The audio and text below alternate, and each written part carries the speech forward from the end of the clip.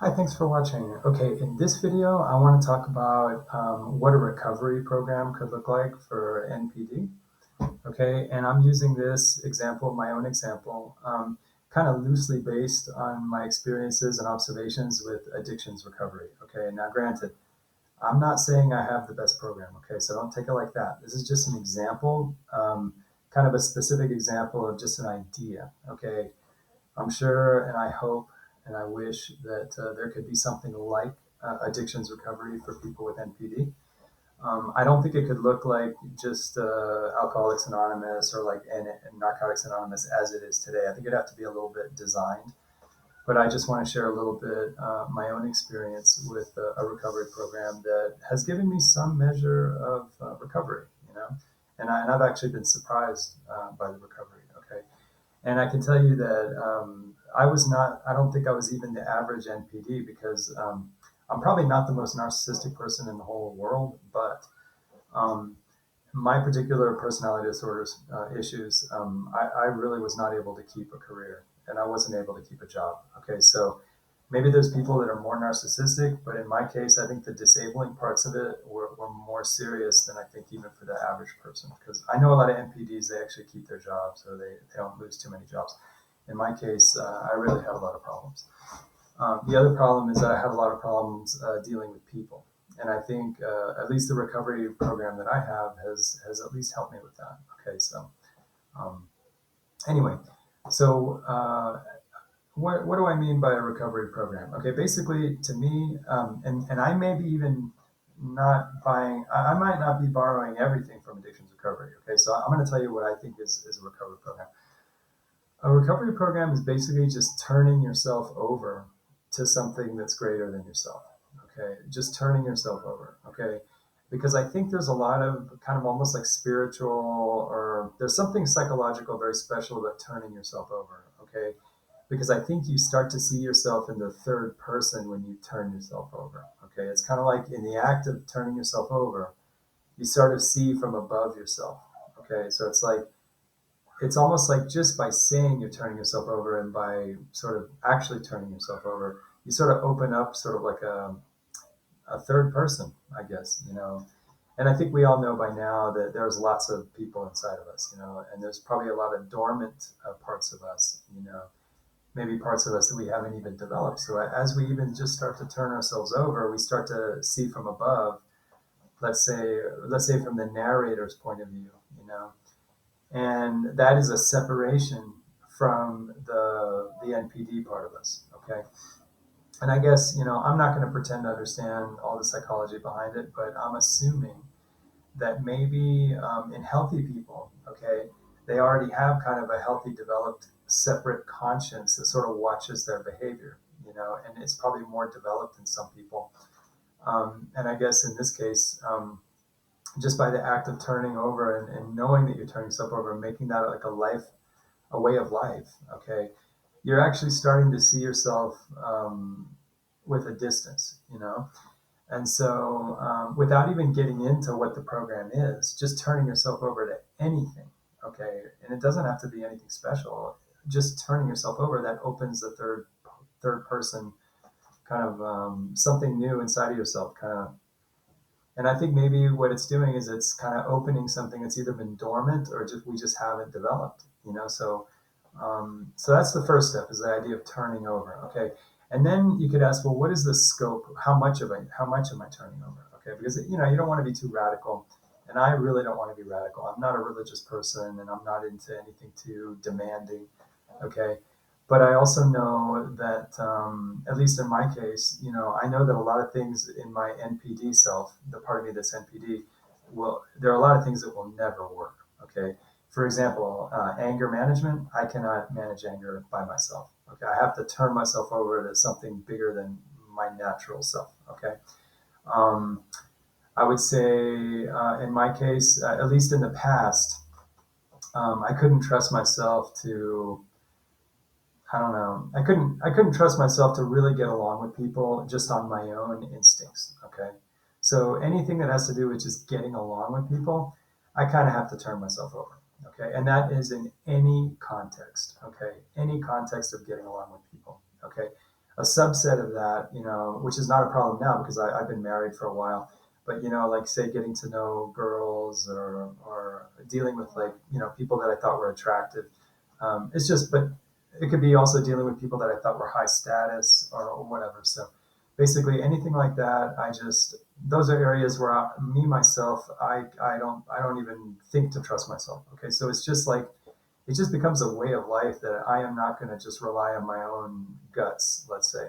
So it's sort of like the turning over.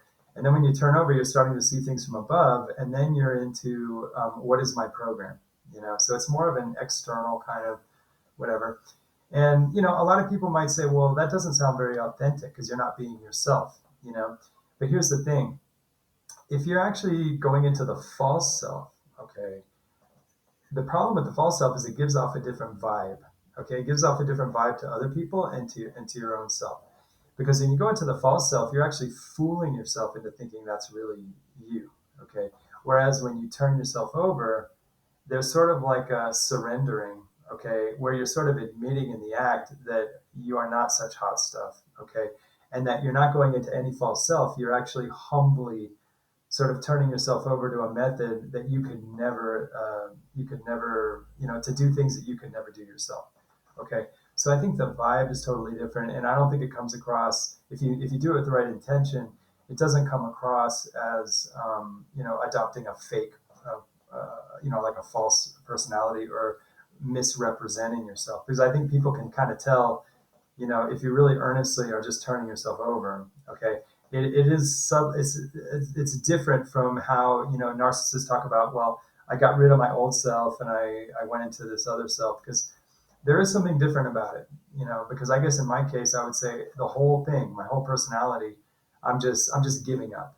You know, and I think that the vibe of giving up is sort of understood. People can sort of sense it. It's sort of a vibe. And I think that I don't know. I just think that it's different. It's not really having a false self, and it's not. I don't think it's a narcissistic thing to do, because it's not like you're going into an idealized state either. And it's not like your agenda is to impress people. All that stuff is turned over.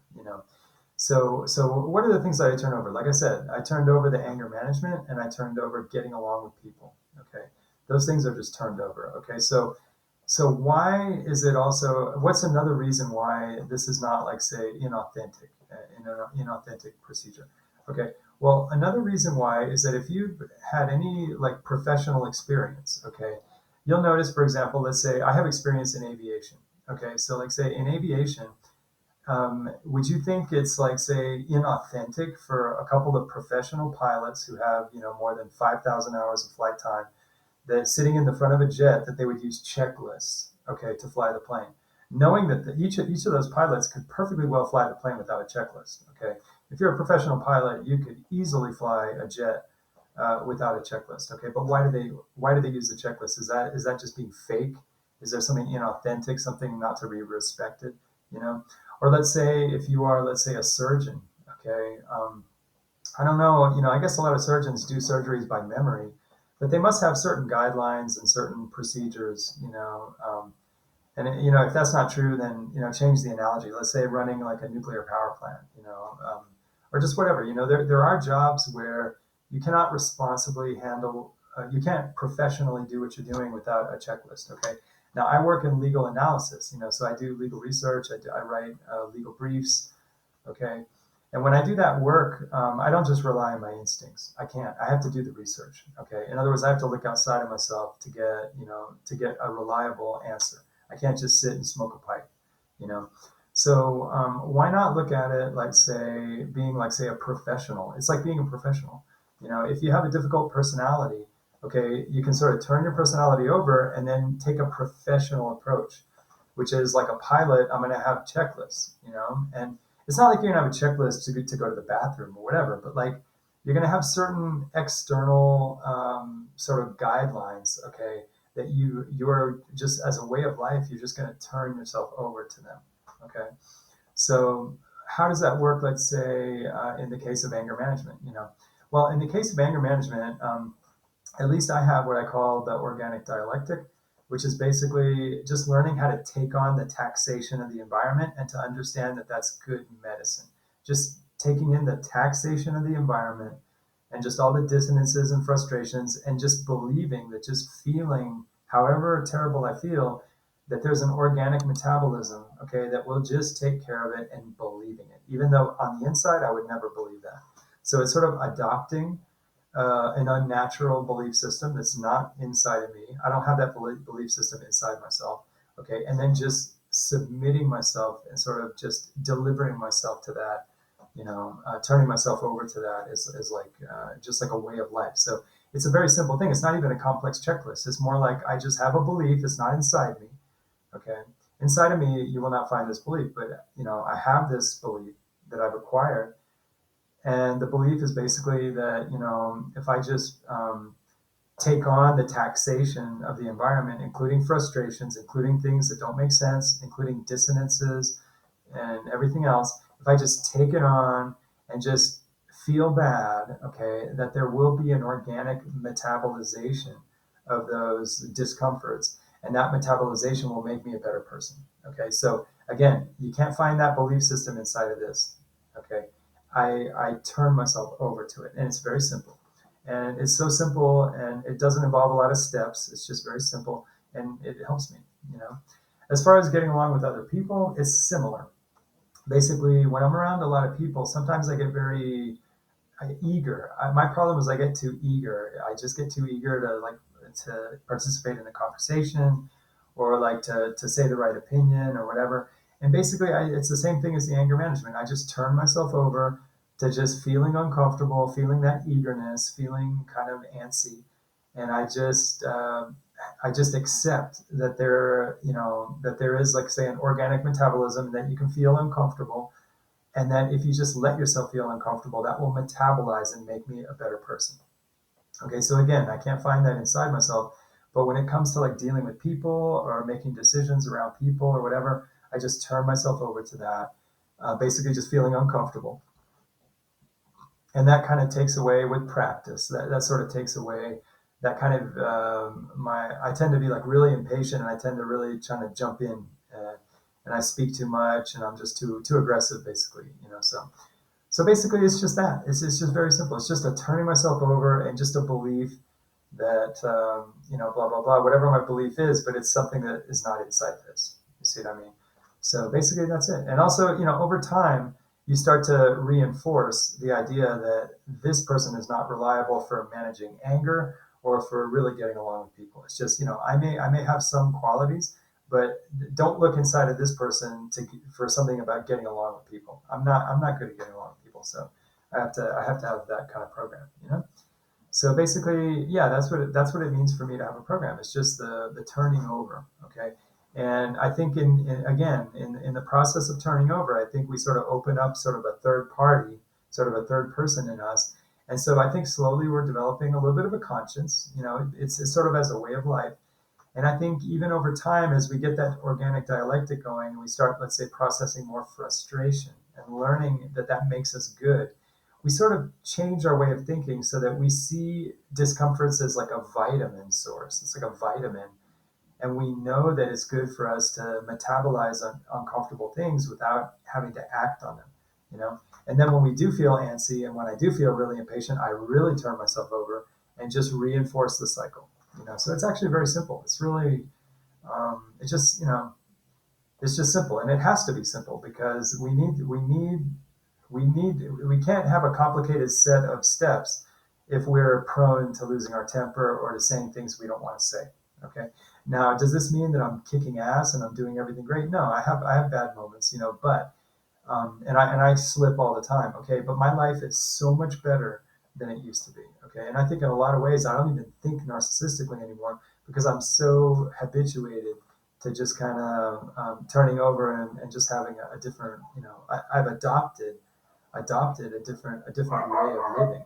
Okay, and I have adopted it. So it's not in me and it's not from me, but I've adopted it, and it's really helped out. So that's pretty much what it looks like to have a program. And I think it sounds so mundane and kind of like engineering, oh, I have a program. It doesn't sound authentic, but really when you think about it, by turning yourself over to a program, you really do develop things in yourself, like say that third person view, and you start to not see yourself just inside yourself. You start to kind of see yourself from outside. And I think that's very important for people with cluster B to sort of break out of that narcissistic pattern. And in my case, it really has helped quite a bit. Now, if you'd asked me, am I still NPD on the inside? I'd say, of course. I don't even, and who knows? Maybe I have improved even to where I'm not as NPD as I used to be. But I just assume that a lot of my basic programming from childhood is probably there to stay. You know, so I'm just happy, at least for now, just to turn myself over. And maybe in 10 or 15 years or whatever, 5 years or 7 years, maybe if I really find that naturally I feel like I'm a better person, well, I won't question it. But at least for now, I assume that it's long term. And so I take it on as a way of life, and as an acquired, adopted belief system that I'll sort of turn myself over and sort of try to sustain more, let's say, the discomforts of living, knowing that the discomfort of living is a vitamin because it gets organically processed and that I need that vitamin process, basically. It's like, I call it the organic dialectic, just sort of processing discomfort, and that no matter how uncomfortable something is, even including chronic pain, like I have a lot of chronic pain, that even pain gets metabolized if you just don't fight it, if you just let it be. And so now that's harder, I think, than the NPD. The NPD is actually pretty easy compared to chronic pain. But basically, just living with all those anxieties and discomforts, and basically the dissonances, and just just, I mean, feeling impatient, just feeling, all the just eats at you. That's actually not that hard to. It's not that hard to metabolize once you get used to it. Okay, and it becomes a way of life, and you believe in it, and you also believe that it's good for you. You know, I think a lot of people naively believe that mild pain is actually not good for you. Okay, well, I think when it's moderate, I think we actually are. We actually should be processing pain. In other words, I think the baseline for healthy dopamine stability is actually a baseline of moderate discomfort and moderate unease. Okay, I think that's the baseline. I think that's the secret. I think a lot of people who get habituated in sort of addictive cycles, I think they just naively assume, and they feel supported by even psychology, that a person shouldn't be walking around in sort of chronic discomfort. And I challenge that, and I think that a moderate to even a good moderate amount of sort of chronic unease and just sort of just uncomfortableness is actually the baseline that actually does help us stabilize the dopamine. And again, I apologize. I feel bad. Psychology is not consolidated in believing that. Okay, and you're not going to hear that really. And anybody who talks to you about, like, say, NPD or BPD recovery, they're going to focus more on the positive symptoms. Let's work on your arrogance. Let's do this. But I go way deeper, and I focus more on just the discomforts of life, and the belief that we are able to metabolize discomforts. Okay. And here's another one. When you have, like, say, different things that present themselves in life, like different opinions, different points of view, different political ideologies, where there's like a dissonance. Okay, like a dissonance. I think it's very uncomfortable for people like us with NPD or cluster B to tolerate dissonance. Okay, but I just believe that if you just let yourself have the dissonance, let yourself have the discomforts of life, that we will metabolize them. And if we can learn that that's healthy for us, okay, I think we will grow a heart. And I think we'll grow a lot of things that, we won't have to go through we won't have to focus on all the specific symptoms of the personality disorder. We just go right to the root of it, right to the root of the personality disorder. And I think that over time, I think we can really see a lot of improvement. So does that mean that I'm not NPD on the inside? I don't even ask the question. Who knows? Like I said, maybe in 10 years, maybe I'll find that, I actually am not NPD anymore, even on the inside. But you know what? I'm not going to try to anticipate that. And I just, for now, I just have a way of living that I believe in. Okay. And it's very important. It doesn't mean that I'm a believer, like, religiously or supernaturally. It's just a way of life that I believe in. So That's, to me, that's having a program. And thanks for watching. Thanks.